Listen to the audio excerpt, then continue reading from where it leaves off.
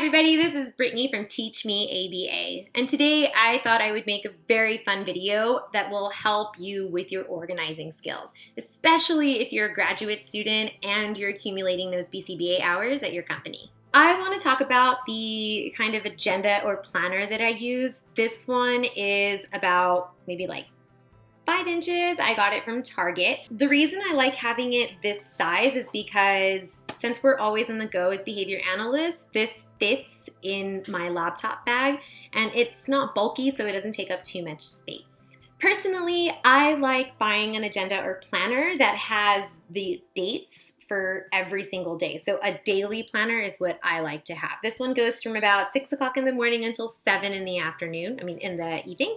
And so I think that works for me just because I like having an indication of how much time I spend with each client. Not only that, but this gives a good indicator of how much time I have in between a client. So if I need to get ready for the next client, I can search for my papers, my documents, I can maybe have a lunch break or even a study break in between each client. So personally, what I've found works for me is making all of my meetings, all of my client overlaps, and writing them down in Post-its and then indicating them next to each time frame that I have. I like doing Post-its because I can color coordinate each Post-it depending on what it is. So for me currently, yellow is a supervisor meeting that I have one-on-one with my own BCBA supervisor.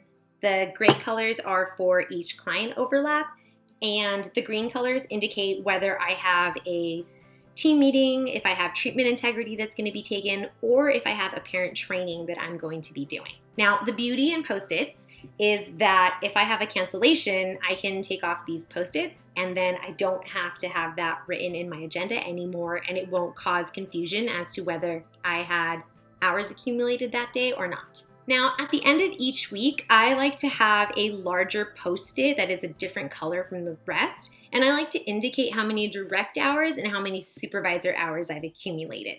Now, this is really important because your 1,500 hours are going to be accumulating very quickly, and before you know it, you are going to either need more hours or you're not going to be sure of how many hours you have. So I would recommend being very proactive and indicating just in a little spot I put up here of direct, DIR, and then I put supervisor, SUP, and then I indicate each week how many hours that was. Per HIPAA regulations, as I'm showing you my agenda, there are no client names indicated in this agenda. Just as a heads up, I do have client codes on here, but I have listed no important information that would indicate to you any kind of client that I'm currently working with. I typically have to indicate my schedule the month prior. So that means for this month, in the month of January, I already have to turn in my hourly schedule for the month of February.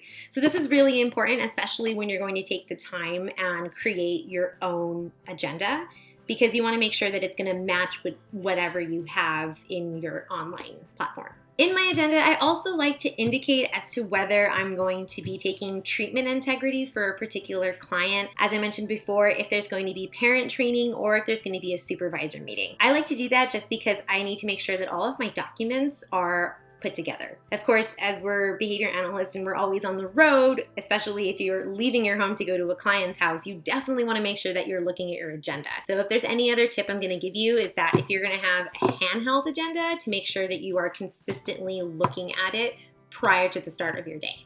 Well, again, I hope that I've given you some organizing tips and some suggestions that hopefully you'll take into your work day. If you have any suggestions, please leave comments or questions at the bottom. Please share and like this video, and we will keep you hopefully organized in the future with more videos such as these. If you have not taken a look at Megan's video about how she keeps her car organized and everything that she has in her car, please go ahead and take a look. I look forward to seeing you again.